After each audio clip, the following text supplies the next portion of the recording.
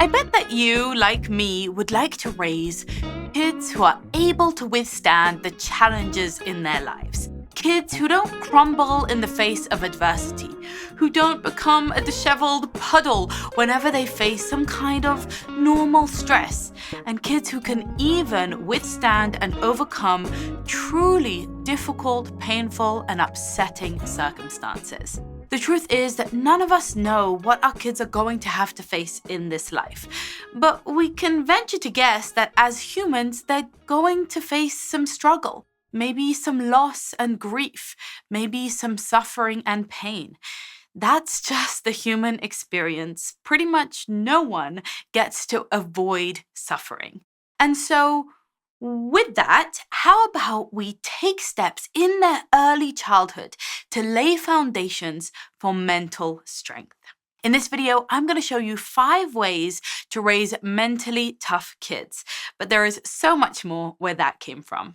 Hi, I'm Avital. I am the founder of HiFam, and I run a membership called The Studio, where I help you to build a strong family culture. If you're curious about that, make sure to go to hifam.com/studio and check it out because it only opens once a year.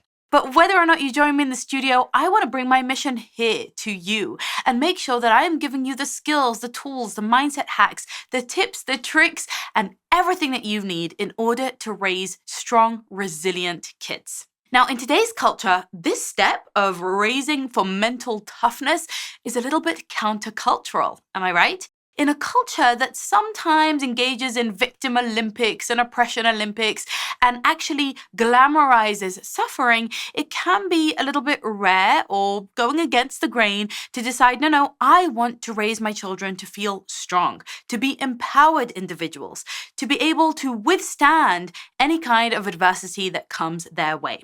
And the truth is that since the 1980s, there has been a tremendous and precipitous rise of safetyism in our culture.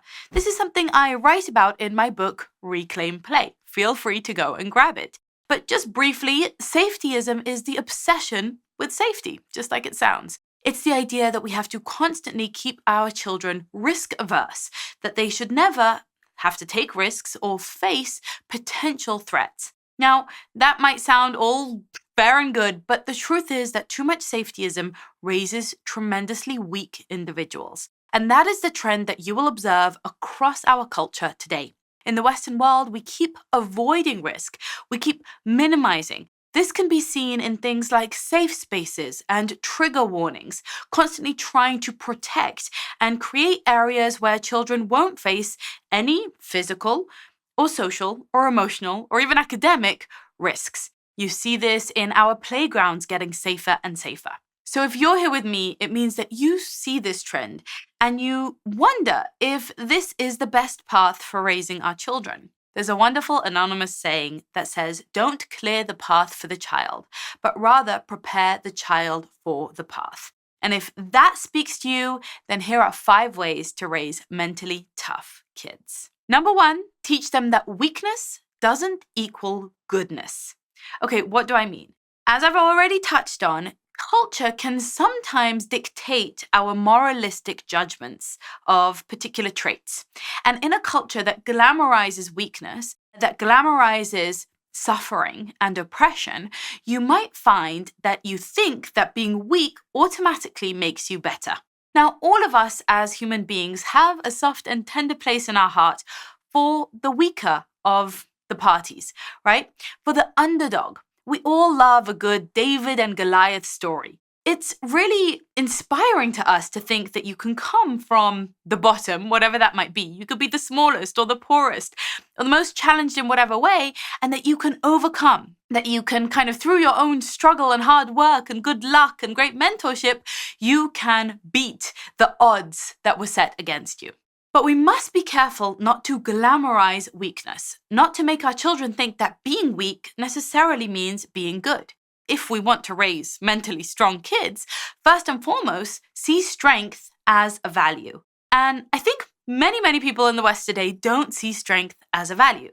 They don't see being strong, being capable, being competent, being able to withstand stress, being what I like to call a weight-bearing wall, having a stiff, strong spine and broad shoulders. They don't necessarily see that as a good thing. In fact, I think they often judge it as bad.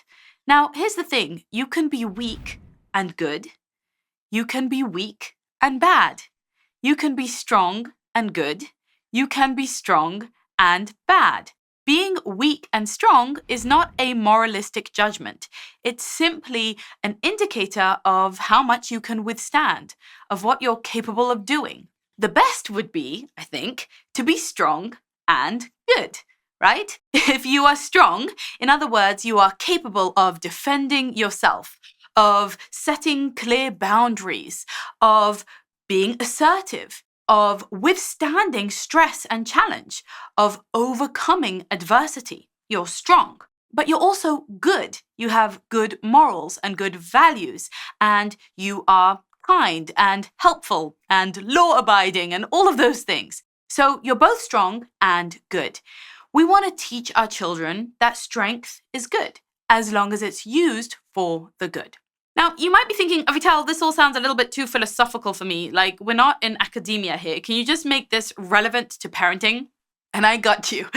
The truth is that even with very young children, we sometimes send them the message that weakness is good.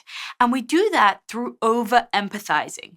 We do that through giving in to weakness or through coddling. So when a child has a tantrum because they really can't do something or they really don't want to do something or that's not their preference, and we just give in to that and we soften ourselves and we say, okay, whatever you want, just don't cry, just don't fall apart, just don't throw things, right? That type of permissive style of parenting weakens children, but it also sends the message that weakness is rewarded. That weakness is somehow a good thing, that somehow if you're weaker, you should have special attention. You should have special rules. We should bend the rules to make them apply to you. If you're weak, we're not going to expect things of you. We're going to do things for you. We're going to pity you. And that whole kind of attitude towards our children's weakness can leave them thinking, hey, this is a pretty good deal. Being weak, I get a lot of slack cut for me. Being weak means that other people do things for me and that I don't have to try as hard. Being weak gets me those pitying eyes, gets me that empathy, gets me that coddling, gets the rules bent for me. So maybe this is a really good thing.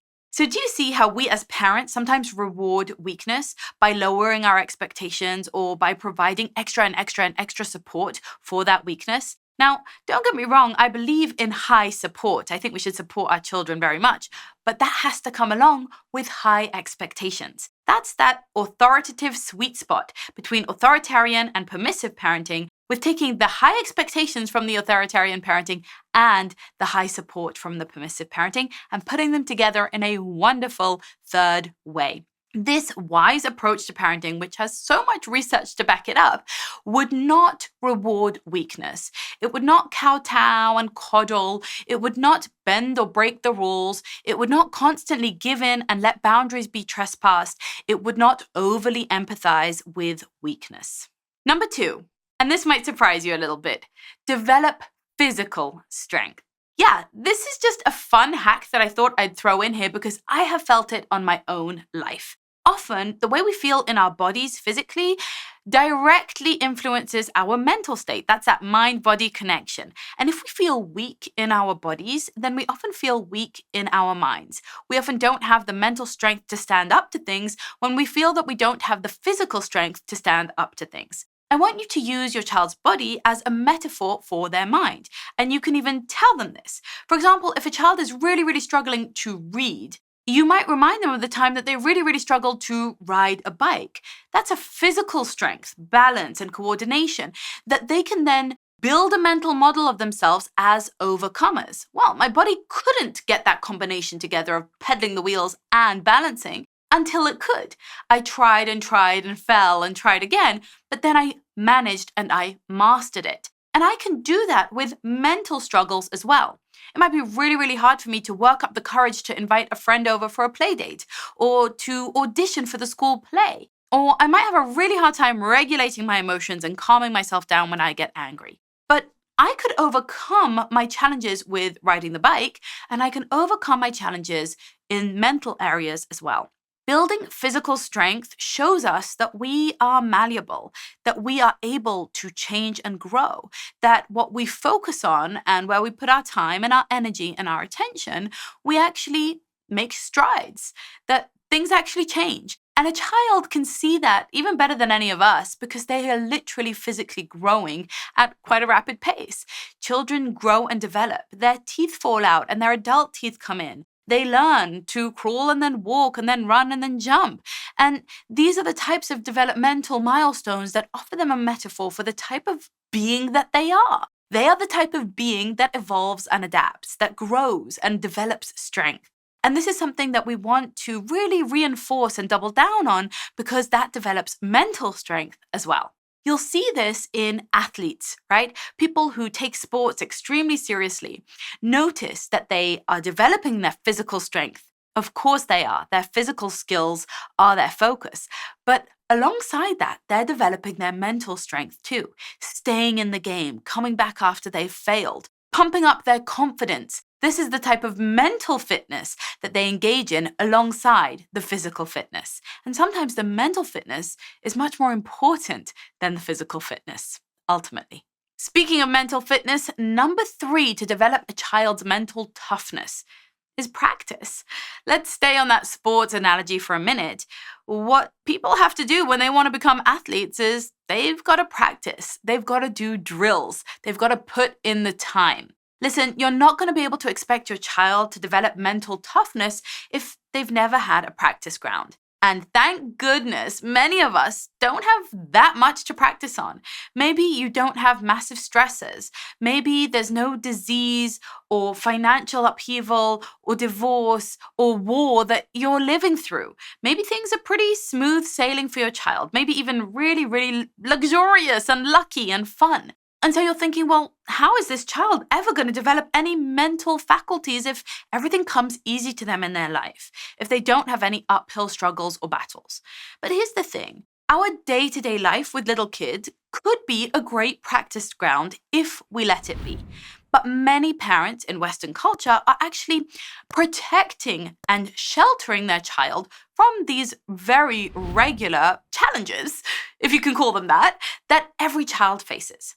Things like learning how to wait for something, or how to contend with disappointment, how to handle frustration, how to handle and cope with my own temper, how to deal with feeling left out or feeling offended and insulted.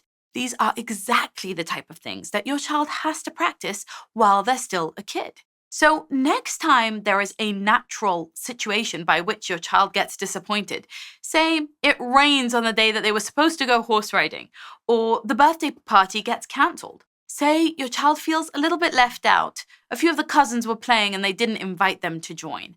Or say your child has to wait for something. You've ordered something and it's on back order and it's going to take a couple of months. These are great opportunities to practice mental strength. Listen, I really wish for you and your child that you never have greater and more difficult challenges to practice mental strength on. And maybe you already do. But speaking as someone who does and whose children do, I want to tell you that even regular day-to-day challenges are a really good practice ground. Just building up that muscle, and it is like a muscle. The ability to wait or to not get my preferences met, to not be able to sit exactly next to who I wanted to sit next to or use the cup I wanted to use. The fact that sometimes I fail, even though I tried quite hard. The fact that some people just don't like me and they say mean things to me from time to time. These are the types of things that all children could face, and the types of things that you as a parent should embrace, rather than feeling that stab in your heart like, oh no, my child was hurt, my child was insulted, my child fell off their bike, or my child was disappointed. I want you to be like, yes, good, get it, more practice, grow stronger. You want to see your child growing into an individual who can handle it if their girlfriend dumps them, if they don't get the job that they interviewed for, or even if there are real crises that they have to face in their life. How are they ever going to be able to do that if they didn't get a practice ground in their childhood? Well, I can tell you right now, they're not.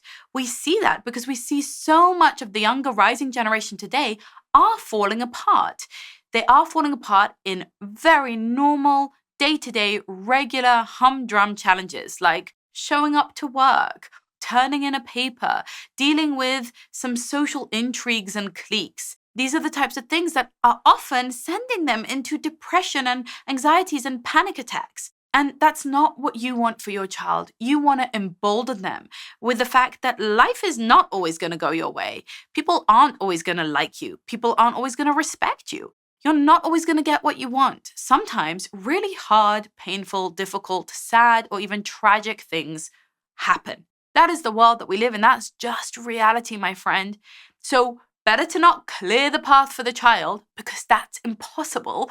And rather, let's prepare our child for the path. So how do we do this? Well, let's stick with our metaphor of athletics and talk about a good coach. A good coach helps their coachees, helps their athletes to notice what their strengths and weaknesses are and helps them to kind of counterbalance those and mitigate them by practicing to strengthen their weaker sides or their weaker serves, right? And this is something I want you to do for your child and something that I teach in depth inside of the studio.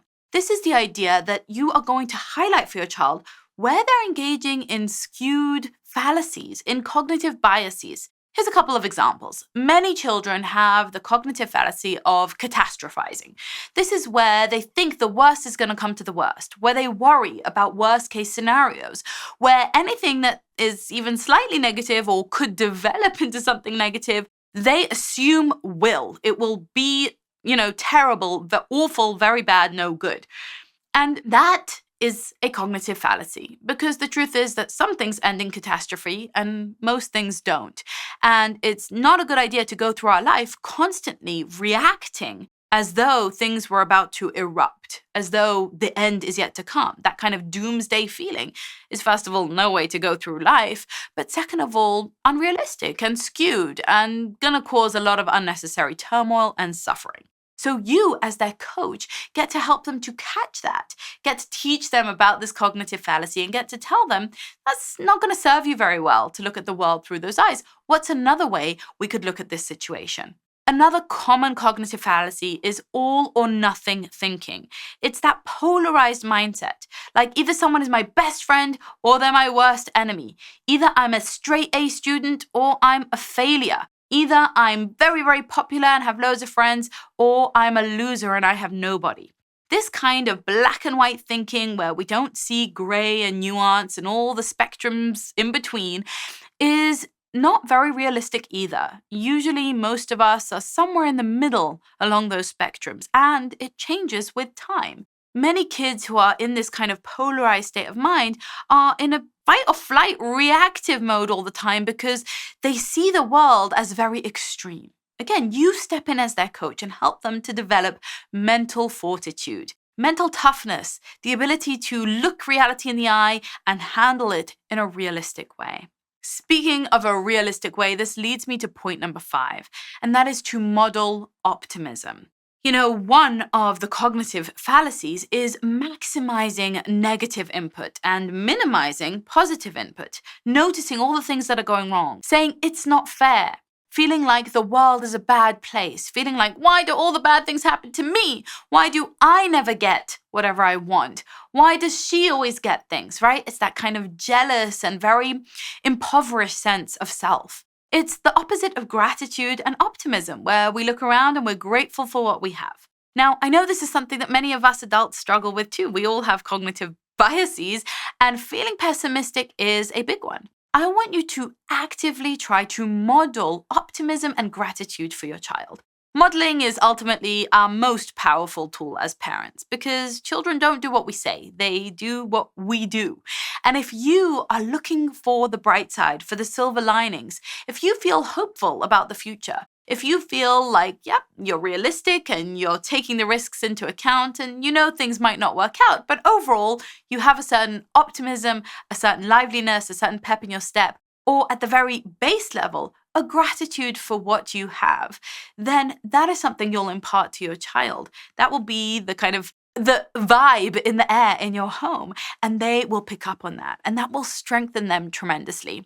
People who experience optimism are mentally stronger. Now, I'm not talking about rainbows and butterflies and unrealistic hope, that completely turns a blind eye to the realities of the world. I'm talking about a little song in your heart that says, yep, things are really tough, things are really painful, there is tragedy and loss, and with that, I believe things will turn out okay. It's a kind of realistic, somber optimism, right? A sober optimism, if you like. But this type of uplifting, empowerment, looking for the next step forward, being solutions-oriented, and not fixating on everything that's wrong, really helps people through tough times. Now, if this was helpful for you, I'd love to hear which number spoke to you the most. Let me know in the comments below.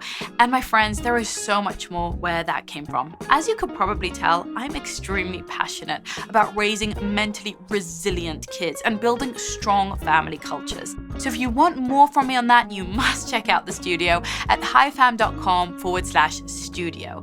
It only opens once a year, and if you're watching this as it drops, it might just be coming up. So check it out and make sure to get on the waitlist. Meanwhile, I'll see you here next time. Keep on living that high fam life. Much love. Bye.